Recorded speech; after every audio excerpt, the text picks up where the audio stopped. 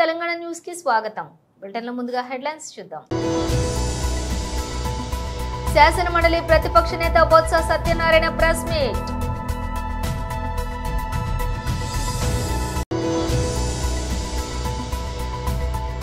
Green industrialisations లో Davos లో CII సదస్సులో పాల్గొన్న ముఖ్యమంత్రి.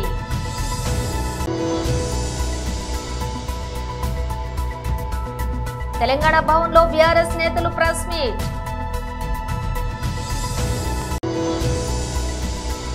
ఏకశిలానగర్ లో పేదలకు ఇబ్బంది పెడుతున్న రియల్ ఎస్టేట్ గూండాలపై ఆగ్రహం వ్యక్తం చేసిన Etela Rajender.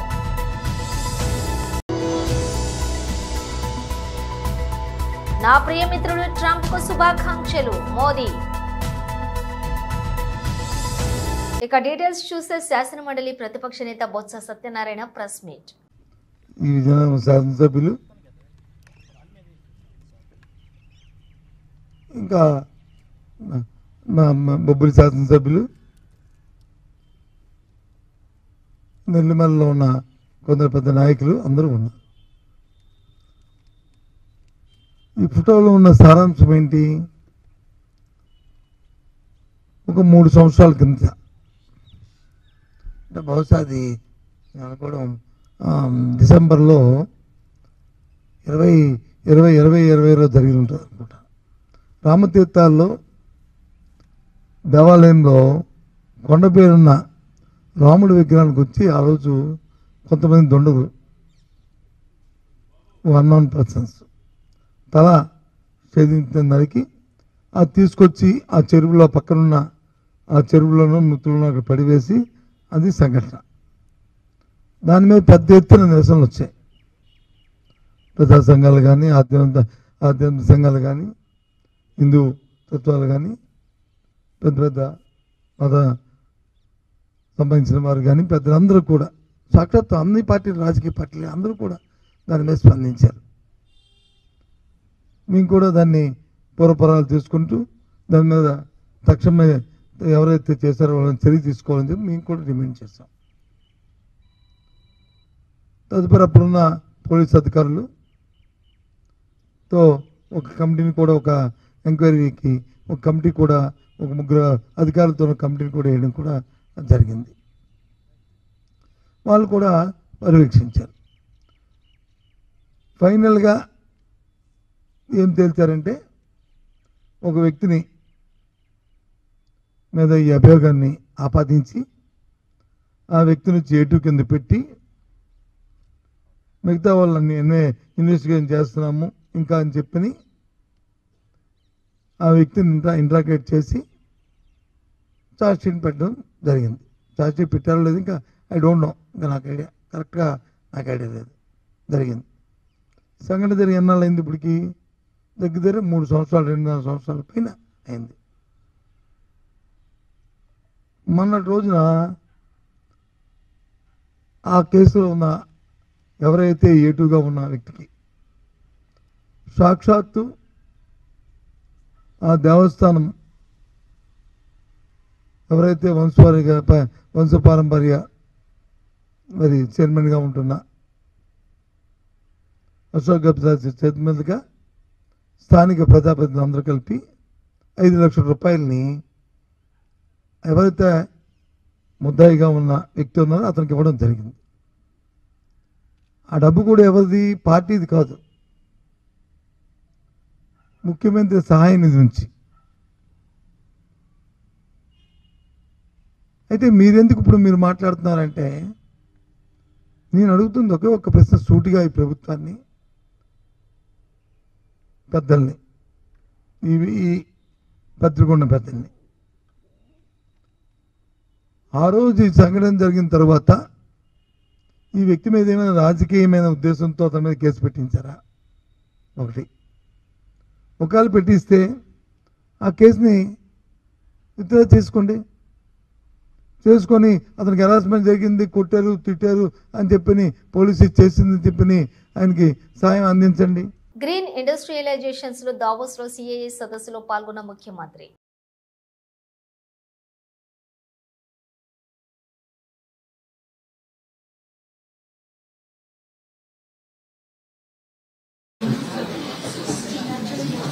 Let me just, on behalf of everybody,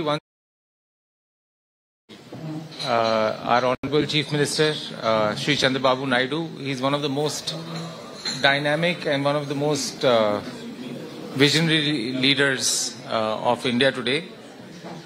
Our theme today, and we have an outstanding panel, we'll have to go through this very quickly given the time constraints.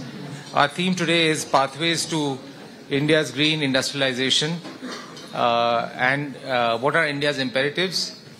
I know today speaking about green industrialization, given what we are hearing around the world, is a bit contradictory. But for India, just to give you context, India per capita consumption of energy is 27 gigajoules. And if India was to achieve its aspiration, which is 1/8 per capita consumption of the world, if India has to achieve its aspiration of growth by 2047 and increase the per capita income by 5 or 6 times, India's total energy consumption would be 370 billion gigajoules. India imports 40% of their energy, and because of that, for India, green energy is not only a necessity, but without it, I don't think we will be able to achieve our growth aspirations. And green energy leading to green hydrogen and leading to green manufacturing. We have a really outstanding panel, and I know we are running behind time. Therefore, I'll not make any further comments on this, but what I'll do is I will request some of our panelists to speak, and then request our Honorable Chief Minister. Can I start with requesting Mr. Sajan Jindal, who, as we all know, is the chairman of JSW Steel. They're doing some seminal work on green steel, and also JSW Energy, where they're doing both renewable, pump hydro, and everything else. So, Sajanji, it would be great to share your insights in terms of what you're doing. Thank you, Rajiv. Honorable Chief Minister, Shri Chandrababu Naidu Garu, my other panelist friends, ladies and gentlemen, good morning. I know it's very early in the morning here in Davos. We Indians are not used to this kind of very early at 7 o'clock to start working. But in Europe, I guess it is quite standard. Talking about green energy, I think this is the buzzword. I mean, we are seeing the climate change that is happening globally because of overuse of fossil fuel. Because the whole world is developing and the consumption, the population is growing globally, and the use of fossil fuel is increasing, whether it is in automobiles or whether it is power generation, power consumption. As we tend to become more affluent, we try to consume more energy, and therefore we burn more fossil fuel. So therefore, green energy is very important in all aspects of life. But I have a very strong belief that economics play the most important role.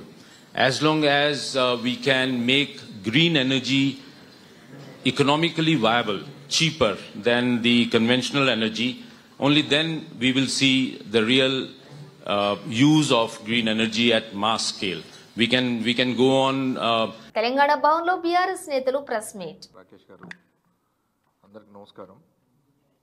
మిత్రులారా, ప్రధానంగా ఈరోజు ఈ media సమావేశం పెట్టడానికి కారణం, మన తెలంగాణ రాష్ట్రంలో RTC డిపోలు ఈ కాంగ్రెస్ ప్రభుత్వంలో ఆర్టీసీ ప్రైవేటీకరణ అనే ఒక రహస్య అజెండాని ఏ రకంగా అమలు పరుస్తున్నారు, దానికి సంబంధించిన కొన్ని నిజాలని మీ దృష్టికి తీసుకురావాలని, దాంతోపాటుగా ప్రముఖంగా కొన్ని పత్రికల్లో కూడా ప్రచురించబడ్డ విధంగా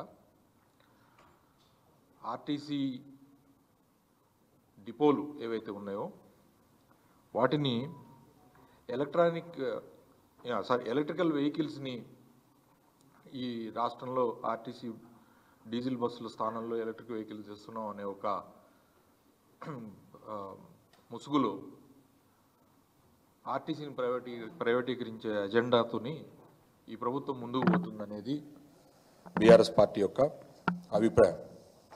దీన్ని తీవ్రంగా ఖండిస్తూ దీంట్లో కొన్ని నిజాలు రాష్ట్ర ప్రజలకు మీ ద్వారా తెలియజేయాలని కోరుకుంటా ఉన్నాను. బీఆర్ఎస్ ప్రభుత్వం ఉన్నప్పుడు కేంద్రంలో ఎలక్ట్రిక్ బస్సెస్కి సంబంధించి ఫేమ్ 1, ఫేమ్ 2 అనే స్కీముల ద్వారా మన తెలంగాణ రాష్ట్రంలో ఎలక్ట్రిక్ బస్సులకు సంబంధించి ఒక్కొక్క బస్కి ఫేమ్ స్కీమ్ 1 స్కీమ్లో ₹1 కోటి సబ్సిడీ పొంది ఆర్టీసీ ఆధ్వర్యంలో మనం బస్సెస్ని తీసుకున్నాం. 40 బస్సెస్ తీసుకున్నాం. వాటిని ఇనీషియల్గా ఎయిర్పోర్ట్కి హైదరాబాద్లోని వివిధ డెస్టినేషన్స్ నుంచి నడపడం జరిగింది. దాని తర్వాత ఫేమ్ 2 స్కీమ్ వచ్చింది. అందులో ఒక 300 బస్సులకి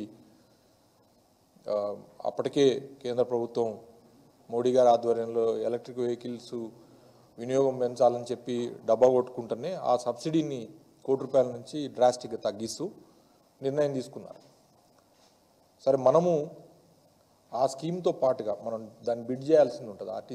RTC calls for the tenders and different electric vehicle manufacturers ఆ బిడ్లో పాల్గొని బస్సెస్ని మనకి పర్ కిలోమీటర్ ఇంత అని చెప్పి తిప్పడానికి బిడ్ చేయాల్సిన ఇది ఉంటుంది. ఆ పరిస్థితుల్లో టికెట్ ప్యాసింజర్ దగ్గర నుంచి వసూలు చేసే బాధ్యత ఆర్టీసీదే ఉండింది. దాంతోపాటుగా ఏ డిపో కూడా వాళ్ళ కంట్రోల్లో మనం ఇవ్వలే, ప్రైవేటు వాళ్ళ కంట్రోల్లోకి. మనం ఈ రాష్ట్రంలో దాదాపు ఎలక్ట్రిక్ బస్సెస్ ఒలట్రా అనే కంపెనీ ద్వారా ఒక 500 బస్సులకి మనం బీఆర్ఎస్ ప్రభుత్వంలో ఇవ్వటం జరిగింది. అందులో ఏసీ ఉన్నాయి, నాన్ ఏసీ కూడా ఉన్నాయి. అవి డిఫరెంట్ డిపోస్కి మేజర్గా సిటీలోనే ఈ కాలుష్య నియంత్రణ కోసమని ప్లస్ హైదరాబాద్కున్న సిటీకి ఉన్న ఇమేజ్ దృష్ట్యా ఎలక్ట్రిక్ బస్సెస్ వినియోగం పెంచాలనే ఉద్దేశంతో పెట్టడం జరిగింది. But existing depots, existing RTC ఆర్ఎంలు, డిఎంల కింద కండక్టరు ఆర్టీసీకి ఆ వ్యక్తి ఉండేటట్లు నడిపాం. దాంతోపాటుగా సొంతంగా మనం కూడా బస్సులు ఒక 650 బస్సులు, డీజిల్ బస్సులు మనం కొన్నాం. సంస్థకి ఓనర్షిప్ ఉండే విధంగా బ్యాంకుల నుంచి రుణాలు పొంది. ఏకశిలా నగర్ లో పెద్దలను ఇబ్బంది పెడుతున్న రియల్ ఎస్టేట్ గూండాలపై ఆగ్రహం వ్యక్తం చేసిన ఈటెల రాజేందర్.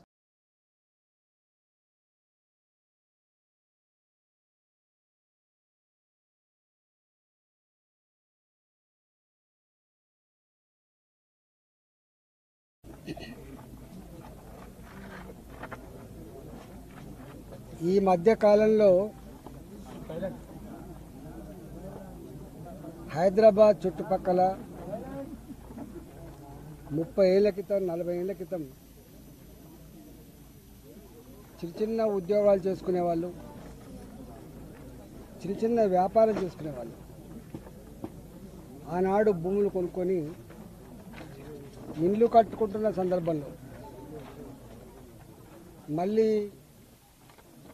మాకు వేరే రిజిస్ట్రేషన్ ఉందని చెప్పి దొంగ డాక్యుమెంట్స్ సృష్టించుకొని పోలీసు వాళ్ళని మేనేజ్ చేసుకొని, రెవెన్యూ అధికారులను మేనేజ్ చేసుకొని పేదలు కట్టుకునేటువంటి ఇళ్ల మీద దౌర్జన్యం చేస్తున్నారు. మొన్న అరుంధతి నగర్లో, బాలాజీ నగర్, జవహర్ నగర్లో ఇట్నే చేస్తే మేము పోయి వచ్చినాం. పేదల వాళ్ళు 40 గజాలు, 60 గజాలలో ఇల్లు కట్టుకునేటువంటి పేదల వాళ్ళు 40,000, 50,000 జమ చేసుకొని ఒక రేకుల షెడ్ వేసుకుంటే కూలగొట్టిపోతున్నారు. 50,000 రూపాయల నుంచి 2 లక్షల రూపాయలు ఇస్తే తప్ప పేదలు ఆ రేకుల షెడ్ వేసుకునే పరిస్థితి లేదు. దాని మీద నేను రెవెన్యూ మంత్రి గారితో మాట్లాడినా, కలెక్టర్ గారితో మాట్లాడినా, సిపి గారితో కూడా మాట్లాడినా. నేను 6 నెలలు అవుతుంది భారతీయ జనతా పార్టీ ఎంపీకి ఇక్కడ గెలిచి. 6 నెలల నుంచి ప్రతి నిత్యం కూల్చివేతల బాధలు తప్ప, పేదల కన్నీళ్ళు తప్ప, నా ఇండ్లు కూలగొడుతున్నారు, నా జాగలు గుంజుకుంటున్నారు, నేను కాంపౌండ్ వాళ్ళు కడితే కూడా గుండాలు బెదిరిస్తున్నారు, మా కాలనీలలో కిరాయి గుండాలు లిక్కర్ సీసాలు తెచ్చుకొని తాగకుండా మా మీద దౌర్జన్యం చేస్తున్నారు. ఎటుపోతుంది సారు ఇది? ఇంత పెద్ద విశ్వనగరం అని చెప్తా ఉన్నారు, ఇంత గొప్ప పోలీస్ అని చెప్తా ఉన్నారు, పేదల ప్రాణాలకు రక్షణ లేకుండా పోతుందని చెప్పి కన్నీళ్ళు పెడతా ఉన్నారు. నిన్న నా దగ్గరికి ఏకశిలా నగర్ కాలనీ వాసులు వచ్చింది. 1985, ఇవాళ కాదు నిన్న కాదు, 1985 ఆనాడు ఇక్కడ ఎకరం 10,000 రూపాయలు 5,000 రూపాయలకి ఎకరం ఉండే. ఇక్కడ ఆనాడు రియల్ ఎస్టేట్ వాళ్ళు ప్లాట్ చేస్తే కొనుక్కున్నారు. వాళ్ళు అందరూ కూడా రెవెన్యూ ఉద్యోగులు ఉన్నారు, ఇలా పోలీస్ డిపార్ట్మెంట్లో పనిచేసే వాళ్ళు ఉన్నారు, రిజిస్ట్రేషన్ ఆఫీస్లో పనిచేసే వాళ్ళు ఉన్నారు. ఇలా 32 డిపార్ట్మెంట్లలో పనిచేసేటువంటి ఆనాటి చిన్న ఉద్యోగులు ఇక్కడ జాగాలు కొనుక్కున్నారు. అమెరికా 47వ అధ్యక్షుడిగా డొనాల్డ్ ట్రంప్ ప్రమాణ స్వీకారం చేశారు. ఈ కార్యక్రమానికి పలు దేశాలకు చెందిన నేతలు, హాలీవుడ్ సెలబ్రిటీలు హాజరయ్యారు. భారత్ తరపున విదేశాంగ మంత్రి జయశంకర్ ప్రమాణ స్వీకార వేడుకకు హాజరయ్యారు. మరోవైపు ట్రంప్కు ప్రధాని మోదీ ఎక్స్ వేదికగా శుభాకాంక్షలు తెలిపారు. అమెరికా 47వ అధ్యక్షుడిగా ప్రమాణ స్వీకారం చేసిన నా ప్రియ మిత్రుడు ట్రంప్కు శుభాకాంక్షలు. భారత్, అమెరికా దేశాల మధ్య ప్రయోజనాల కోసం, ప్రపంచానికి మంచి భవిష్యత్తు కోసం మరోసారి మీతో కలిసి పనిచేయడానికి ఎదురు చూస్తున్నా. అమెరికా అధ్యక్షులుగా మీ పదవీ కాలం విజయవంతంగా కొనసాగాలి అని ట్వీట్ చేశారు. ఈ రోజు కామారెడ్డి పట్టణంలోని మున్సిపల్ కార్యాలయంలో మున్సిపల్లోని పనిచేసే కార్మికులకు ఈపీఎఫ్లు, ఈఎస్ఐలు అలాగే జీతాలు ఇచ్చారని, అందరికీ సమాన జీతం చేశారని సిఐటియు మున్సిపల్ కార్మిక సంఘం ఆధ్వర్యంలో మున్సిపల్ చైర్పర్సన్ గడ్డం ఇందుప్రియ చంద్రశేఖర్ రెడ్డి చిత్రపటానికి పాలాభిషేకం చేశారు. ఈ సందర్భంగా జిల్లా అధ్యక్షులు రాజనర్సు, జిల్లా కార్యదర్శి మెహబూబ్ మాట్లాడుతూ, వారం రోజుల క్రితమే చైర్పర్సన్ గడ్డం ఇందుప్రియ చంద్రశేఖర్ రెడ్డి స్పందించి సుమారు 4 సంవత్సరాల నుంచి బకాయి పడ్డటువంటి ఈపీఎఫ్లు, ఈఎస్ఐలు అందరికీ 3 నెలల జీతం ఇవ్వటం జరిగింది. అలాగే కొత్త పాత లేకుండా అందరికీ సమాన జీతం చేశారు. అలాగే మున్సిపల్ చైర్మన్ గడ్డం ఇందుప్రియ చంద్రశేఖర్ రెడ్డిని కలిసి కార్మికులు కృతజ్ఞతలు తెలియజేశారు. ఈ కార్యక్రమంలోని ప్రభాకర్, కాజ్రియాల ప్రభు, దీపక్, దీవెనమ్మ, శివ, రాజవ్వ, భూలక్ష్మి, ఎల్లవ్వతో కార్మికులందరూ పాల్గొన్నారు.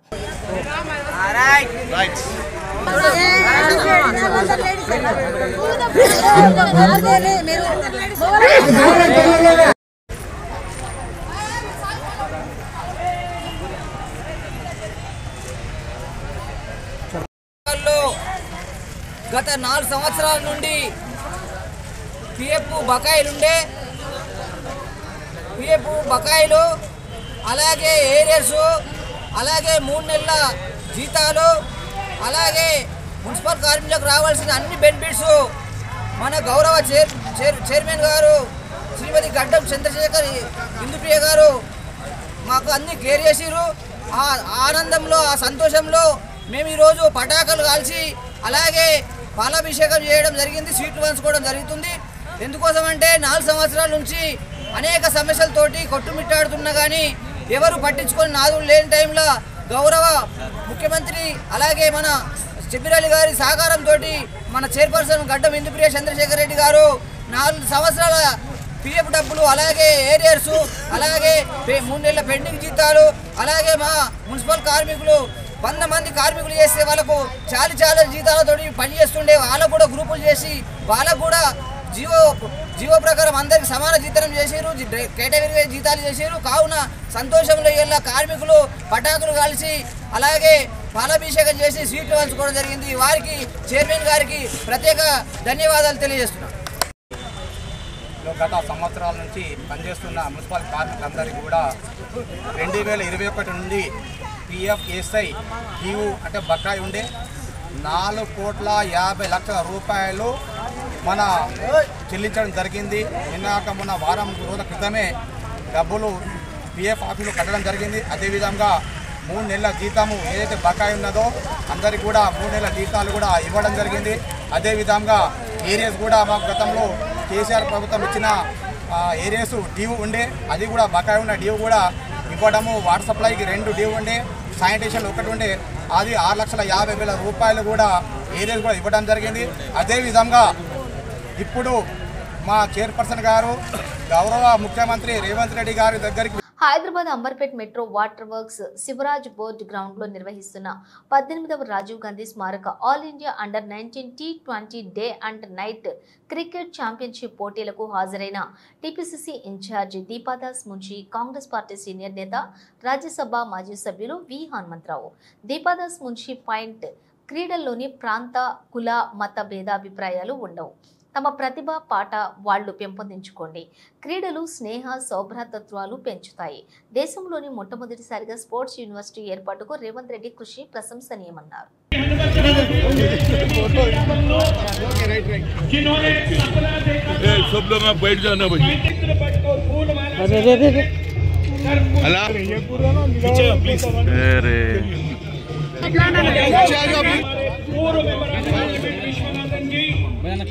और तमिलनाडु के असेंबली में कांग्रेस के विप और साउथ इंडिया कमेटी के प्रेसिडेंट एफजे,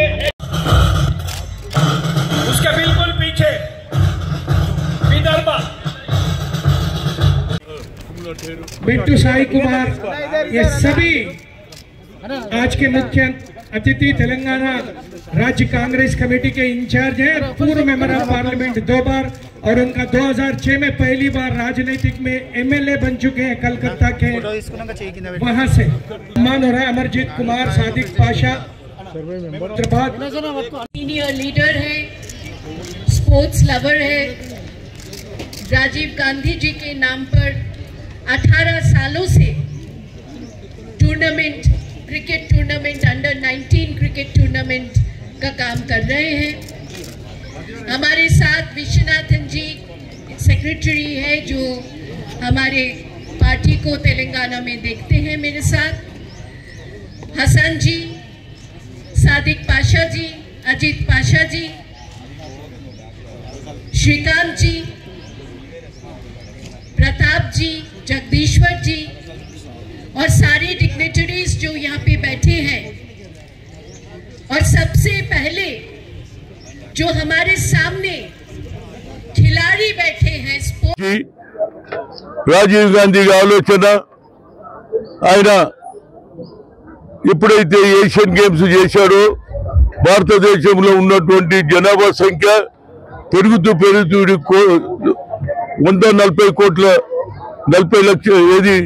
140 కోట్ల జనం ఉన్నా మనకు గోల్డ్ మెడల్ రావడానికి చాలా ప్రయత్నం చేస్తున్నాం. దీనికి కారణం ఏంటంటే అన్నిటికీ బడ్జెట్ బాగుంటుంది, కానీ స్పోర్ట్స్ కు ఎవరు బడ్జెట్ పెంచరు.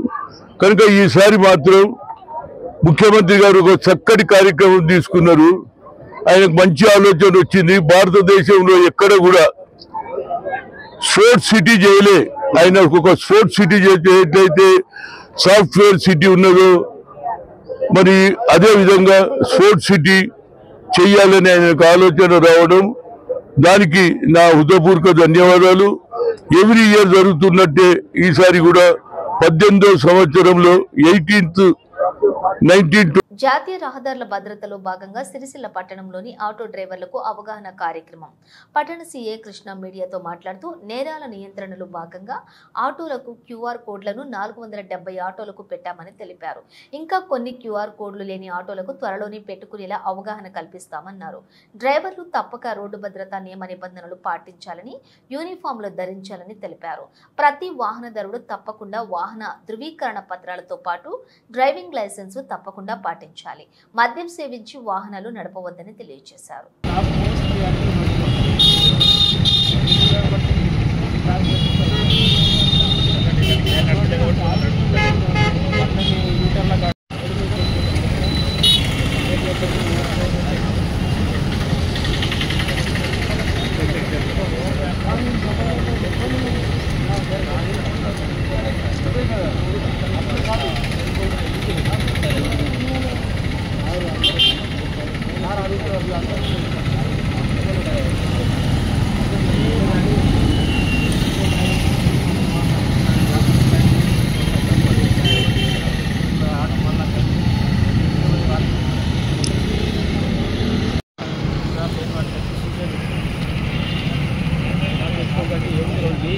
మంచిదే కదా క్యూఆర్ కోడ్ పెట్టి మీ ఆటో కూడా ఏదైనా ఇష్యూ జరిగినా కూడా ఏ ప్రాబ్లం లేకుండా ఉంటుంది, ఇష్యూ లేకుండా ఉంటుంది.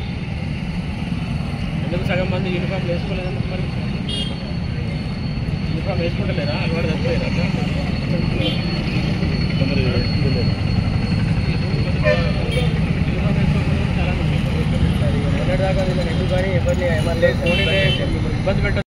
నేషనల్ రోడ్ సేఫ్టీ మంత్లో భాగంగా ఈరోజు మన రాజన్న సిరిసిల్లలో ఉన్నటువంటి ఆటో డ్రైవర్లందరినీ కూడా ఇక్కడ వాళ్ళకి అవేర్నెస్ ప్రోగ్రామ్ కండక్ట్ చేయడం జరిగింది. దీనిలో భాగంగా వాళ్ళందరినీ కూడా మనకు సేఫ్టీ గురించి ముందుగా వాళ్ళ ఆటోలన్నీ కూడా మన దగ్గర నమోదు చేయించుకోవడం గురించి మనల్ని ఎడ్యుకేట్ చేయడం జరిగింది. ఏదైనా నేరం జరిగినప్పుడు కానీ ఏదైనా విషయం జరిగినప్పుడు కానీ క్యూఆర్ కోడ్ ద్వారా ఆటోలు గుర్తించడానికి సులువుగా ఉంటుందనే ఉద్దేశంతో మన పోలీస్ శాఖ తరఫు నుంచి ఆ క్యూఆర్ కోడ్ని అమలు చేయాల్సిందిగా అందరికీ విజ్ఞప్తి చేయడం జరిగింది.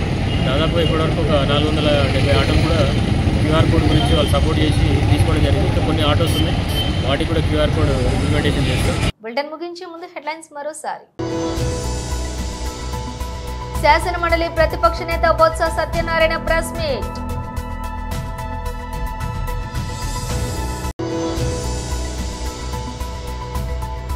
గ్రీన్ ఇండస్ట్రియలైజేషన్స్ లో దావోస్ లో సిఐఐ సదస్సులో పాల్గొన్న ముఖ్యమంత్రి.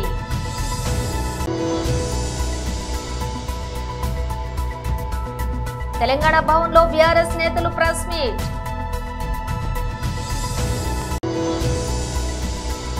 ఏకశిలానగర్ లో పేదలకు ఇబ్బంది పెడుతున్న రియల్ ఎస్టేట్ గూండాలపై ఆగ్రహం వ్యక్తం చేసిన ఈటెల రాజేందర్.